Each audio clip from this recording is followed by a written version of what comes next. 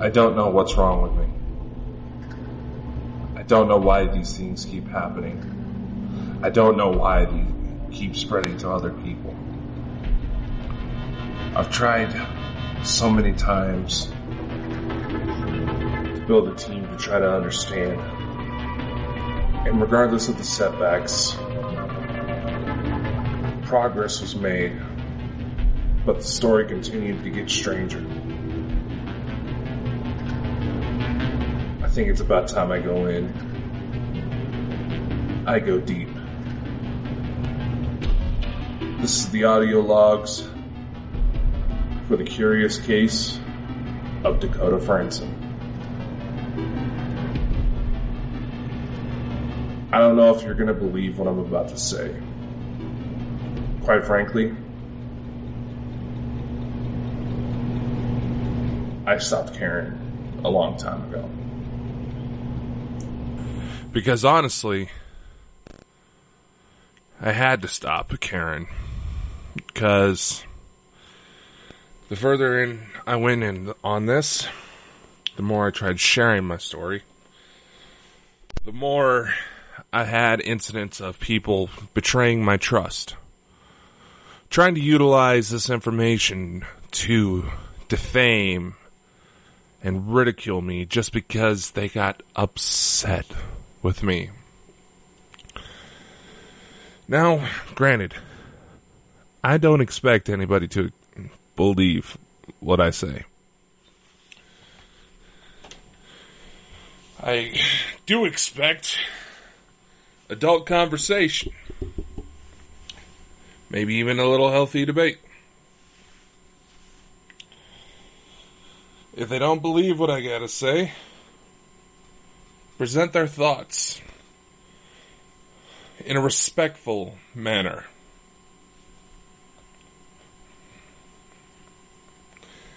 Then, maybe, I'll listen, because I'll admit, I don't have all the answers.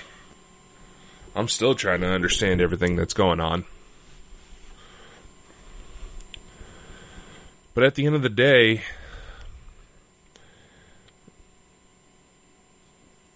I still fully believe that the major mission that should be taking place is for everyone to pull their heads out of their asses, sit down, and actually have decent conversations in order to figure out what's going on, maybe figure out what the next move should be.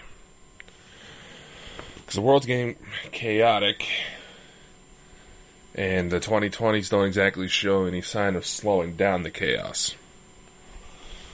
In fact, based on recent information that I've been gathering, as well as from my own exploits, because it all wraps up into a nice little burrito, the next couple of years is going to get truly chaotic. In that by 2024, apparently, some of the more humanoid species of extraterrestrial are going to start landing on Earth. Start making themselves known. How do I figure into that?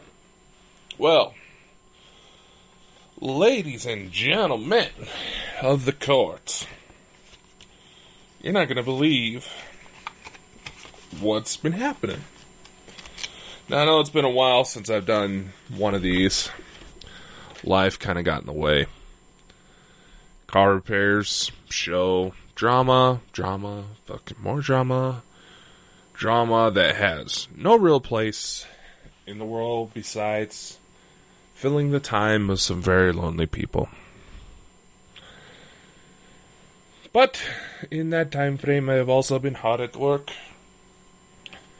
researching, hunting, it's a whole shebang, and trying to reach out to as many different people as I can. Working from behind the scenes to make shit happen, to make this shit look good. Because quite frankly, it seems like a majority of the people surrounding me don't know how to run this shit. And they think it's stupid because they didn't know how to do it. That's literally the example. But how are we supposed to learn to grow if we're constantly tossing aside what we don't understand? Like, here's an example for you. One point that a lot of people I've noticed try to instill is the idea that time doesn't exist. It is purely a construct. A false label. Time does not exist. Because, or at least time doesn't exist in higher densities. To which I question, are you actually stopping and thinking about what you're being told? Every density, every dimension of creation serves as a piece of something greater. How can time not exist and exist in a three-dimensional world, with time being its fourth? How can time exist, but not in the three-dimensional portion, but not in a fifth dimension, sixth, seventh? That's because it does. It doesn't make sense. An argument I want to try to make, and this is not to discredit anybody, but this is just to get you to stop and think about what you're sounding like. Those of you, the average Joe, average cell phone user, not anybody that happens to work at Apple or knows how these things are built. Now, I want to ask a question to the average cell phone user.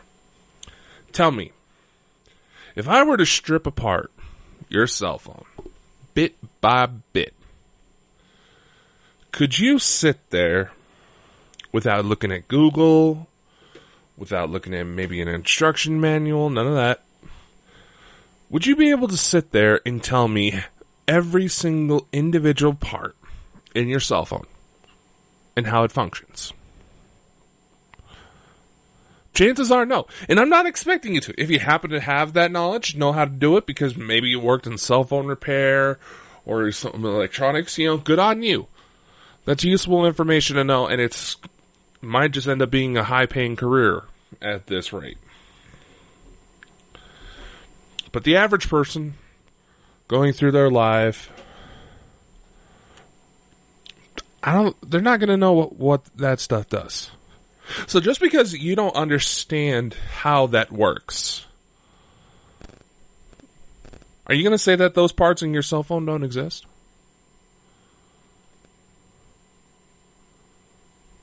Now, granted, this could easily be like a blinker fluid situation. Saying that make sure you should fill up on your car's blinker fluid for some of your vehicular, illiterate friends. That's honestly what you sound like. There's no logic to it.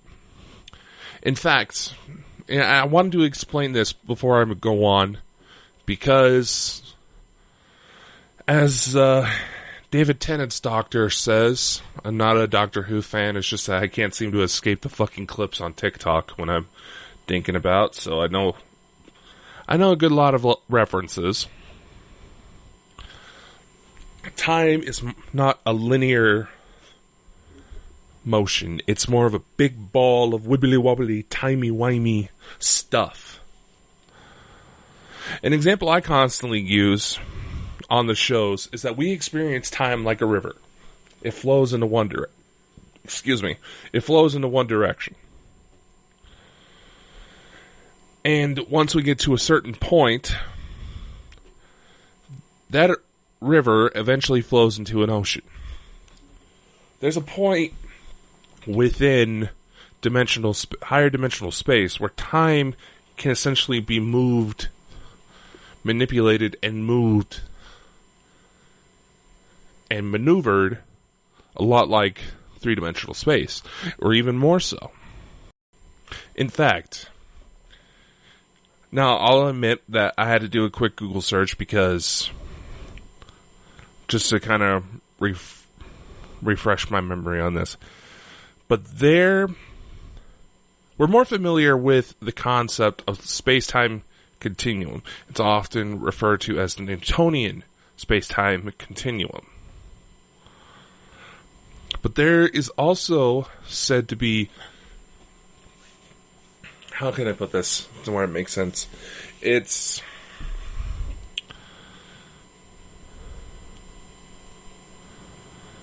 what was it? I believe it was a Russian gentleman, but they had the idea of a time-space continuum. Not space-time, time-space. Where time can essentially move like we experience space. Why do I bring this up? Because this is essentially very important with what I'm about to discuss. For this grand finale of the curious case of Dakota Frandsen, sounds a bit selfish for me to put it that way, but that's the best way I know how to put it. Heideggers. Why did I think Russian? No, I'll blame Chris. But essentially, but the basic idea is that time and space can have essentially the main point to remember before I go to start confusing myself is that all points in time and space are connected. All right? All points in time and space are connected. This is heavily important with what I'm about to discuss, because we're going into discussions of secret space programs, potential time travel, past lives, all of this. Like I said, there seems to be a number of people that try to use the explanation that time doesn't exist in order to explain the abnormalities when it comes to supernatural phenomenon. When in reality, they're only tossing aside a certain component because they feel that there is no way to test it. Time is a lot more complex than we give it for. We are just only capable of perceiving linear time. Our biological evolution only makes it to where we can observe linear time. I'm saying this because there are certain beings who know how to manipulate the creation itself to where they can isolate time bubbles, where hours, days, weeks, years can simply exist and play out within a singular second, and at the end of that time bubble, time resumes to the observer's original point. You can just imagine what I'm talking about here. And no, I'm not on drugs. I wish I was, because a lot of this stuff would make a lot more sense. I do want to give a shout out to my dear friend Elena Dinan, who recently put out a book. It is called The Seeder's Return of the Gods.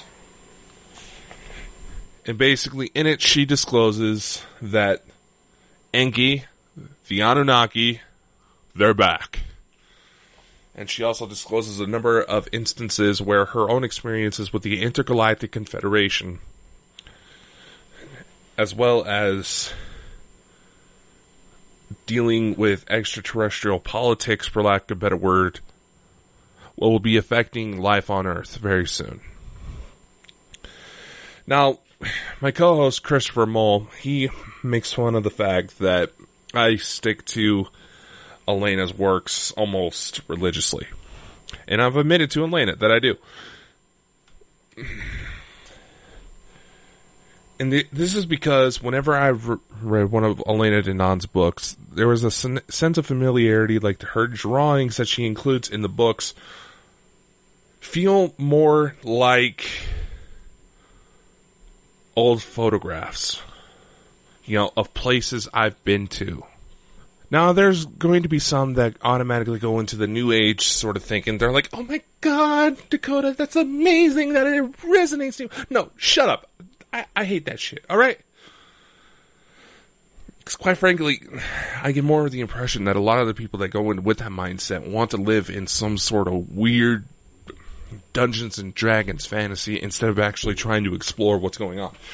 No, it's just, for some reason, I could look at certain photographs of what she was talking about, and I would recognize the people in them. I said, oh, yeah, that's Bob, and, he has a wife named Carol, they have 4 kids. Or, that's Zelrog from the planet...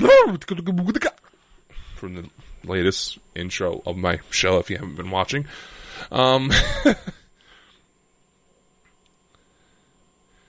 Essentially, this wasn't something that was because it resonated. It was because it felt like I wonder if this is how people feel who've been in comas, who suffered from amnesia, and all of a sudden something's just starting to click. And because of that click, you start to obsess with it, trying to figure out, okay, why is it that I feel so attached to this thing if I don't know why the attachment is there in the first place? So, as I mentioned in previous episodes, that Elena pointed me in the direction of some programs to help me with memory regression. Kind of doing it by myself because others who have offered their assistance in that area have had personal matters come up. And it's one of those things where it happens a little too often for comfort, So I wanted to do it by myself because this is not something I could just sit back on. I had to know.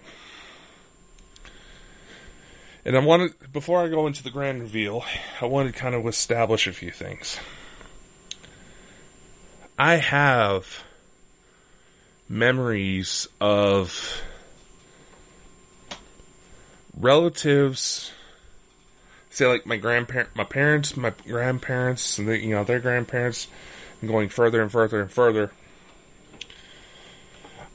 I have memories of them getting together, not anything physical, but just like I was seeing points of convergence where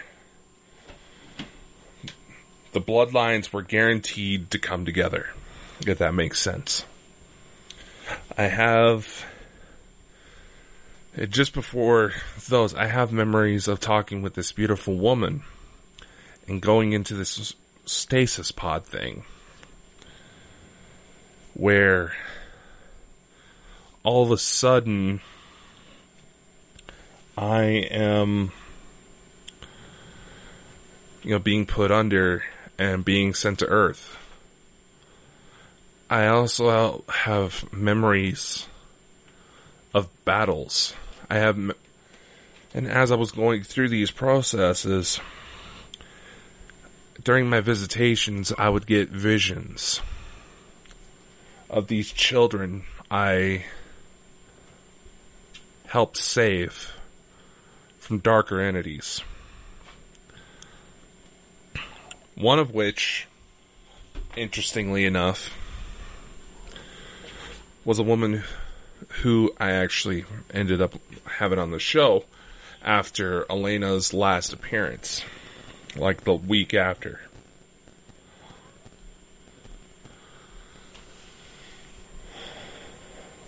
Basically, when we were off air, I don't want to disclose too much information because I feel like this is something that she should talk about.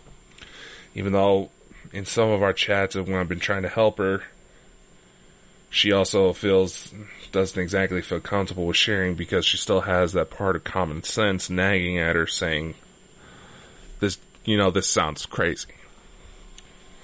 And by some chance she hears this, maybe this will help you.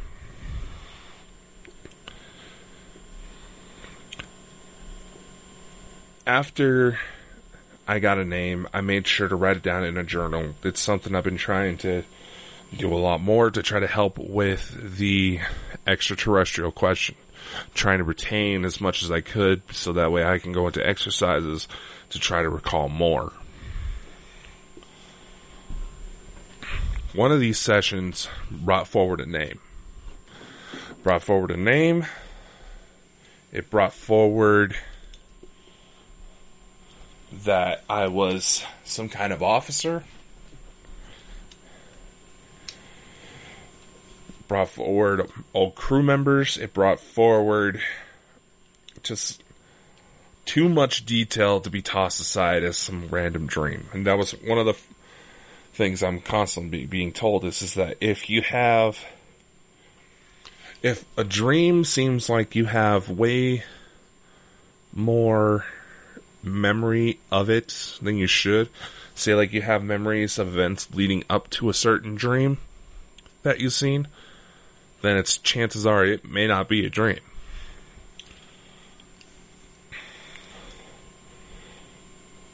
Now, this young lady, she went by the name of Damocles on the show. She disclosed to me and Chris that she believed that she had a false flag memory implanted to cover up the fact that she was abducted as a child, but brought back.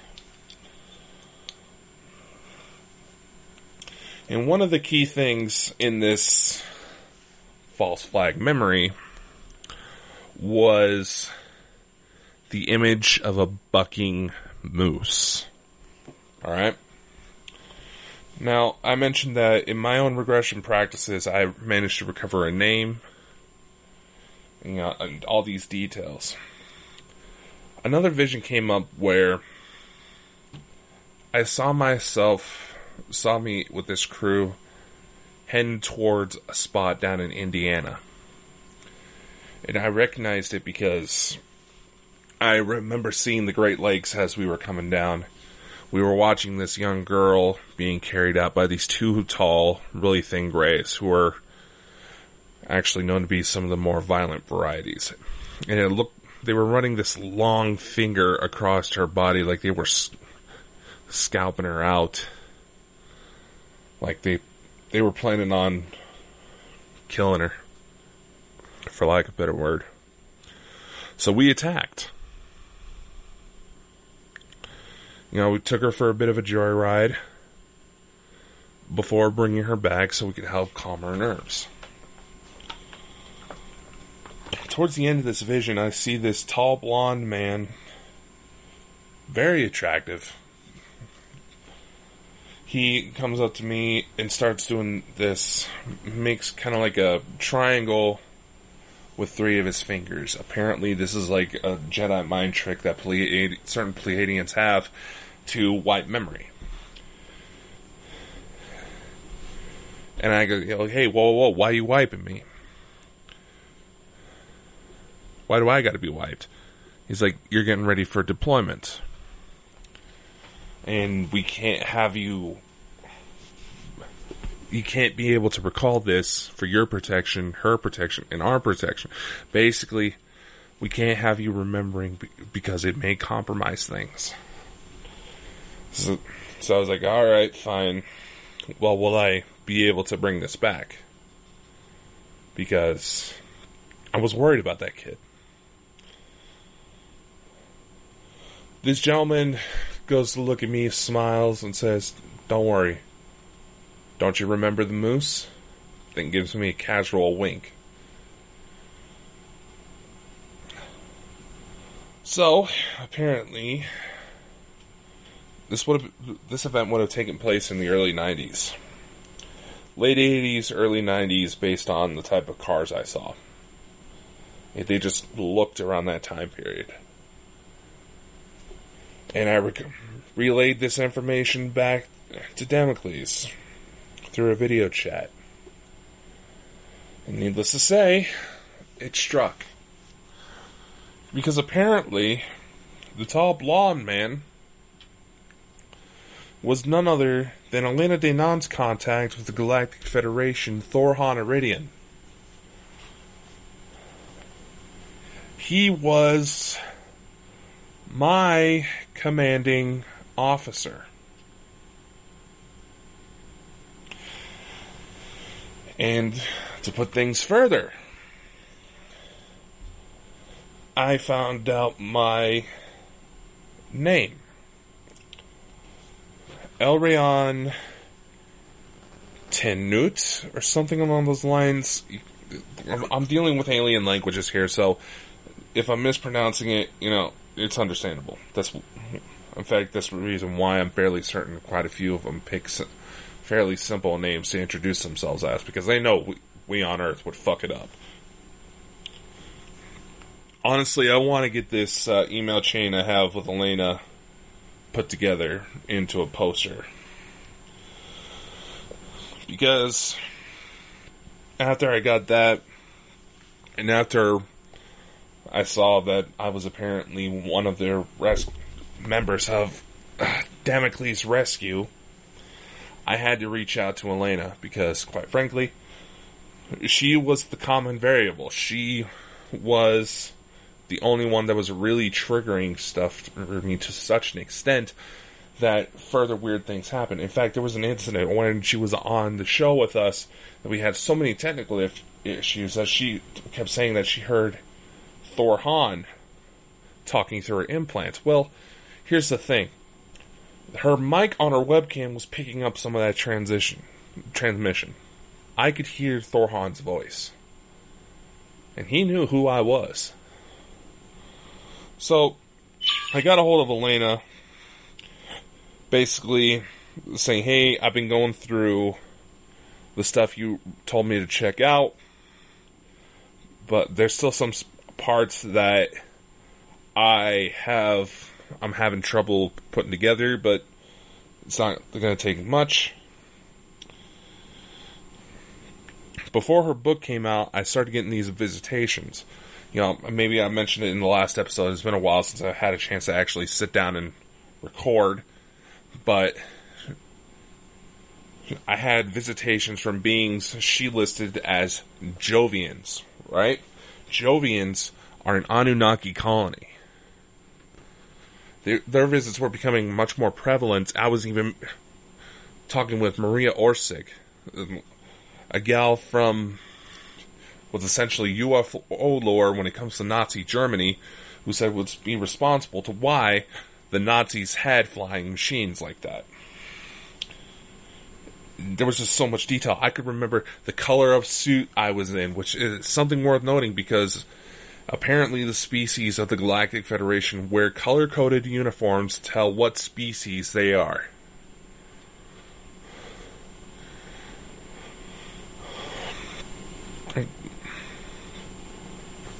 And like I mentioned, I told Elena that there were certain sensations when it came to this that felt like I was trying to stretch out a rubber band as much as I could without snapping it. So I had to ask her. I said, hey, I hate to be a bother, but does this name sound familiar to you? Or does it sound familiar to Thor Hahn? This is what he looks like. Wears this color uniform. So on and so forth. So, she got back to me saying Thor Hahn worked in the past with a Tal, which is a type of Pleiadian, named Elrion Tiertar in the rescue missions. They haven't worked together since 20 years. Elrion was a science/medic member of his crew under his command. I saw him once myself. I can remember him. I find it funny that she felt the need. You are not hallucinating. Big hug. And you gotta remember, English is not Elena's first language, so she's trying to know what to say from time to time, which, it's understandable. The woman speaks 7 languages, She's smart enough as is. So, 20 years. She also elaborated that Thor Hahn didn't give an exact number. Said about the last they worked together was about 20 years. Well, there's 2 things to go about it. At the time of recording this, which is October 30th, 2022, ironic that funny to record this so close to Halloween. I'm only 26 years old. I turned 27 this coming January. Now, so, that seems a bit further out. So, again, sorry, I'm getting myself flustered. About 20 years ago, that's what Thor Hahn said. He said, he wasn't sure off the top of his head He was just trying to give a general number. Unfortunately, that also lines up with 2 specific dates, because about 21 years ago was my own incident where I ended up 30 miles away from home, thankfully at my own grandparents'. So, the timing goes up, and since coming forward about finding, kids I've helped rescue, I've had even more come out. And give a rough time frame that I was very active in the late 80s, early 90s. Now, something else I want to bring up. During the first interview we had with Craig Campobasso, a MUFON investigator who... Ow! Sorry, I have a cat crawling on me. I think she's trying to tell me to go to bed. It's midnight right now, but anyway. During his first interview, he explained that sometimes when it comes to soul-bound individuals, essentially married, they're bound through soul contract. It's their literal soul mates. It varies from case to case. It's not like one set of rules, but certain times when there are soulmates, they will rotate starseed deployments. Let me say, for example, say like I'm down here, my wife Eilena, she's upstairs, as Elena would put it. And apparently we've been rotating for quite some time. This would also explain why during a Valentine's Day visitation, she wanted to slow dance to the song Nothing's Gonna Stop Us Now. Like it was, she had like such an attachment to it, like it was a promise we made each other. Because, like I said, it seems like she and I both went through times of war. The planet that she said we're from is near the star Alcone in the Pleiades star cluster. That particular planet suffered a bit of a civil war. Some of them, a majority of them, the Tal Shiar is what they call themselves, they defected to the reptilians. They gave up. And there was quite a few of the Tal Shiar that didn't want to, so they essentially became exiled, joined the Galactic Federation in order to try to help with Earthbound missions. The Tal, they are given first priority when it comes to Earthbound missions because when they go to arrive, they are some of the more... They look the most like us. So to give us an easy transition, they're going to allow species that look like us to come down. And it's going to happen very soon.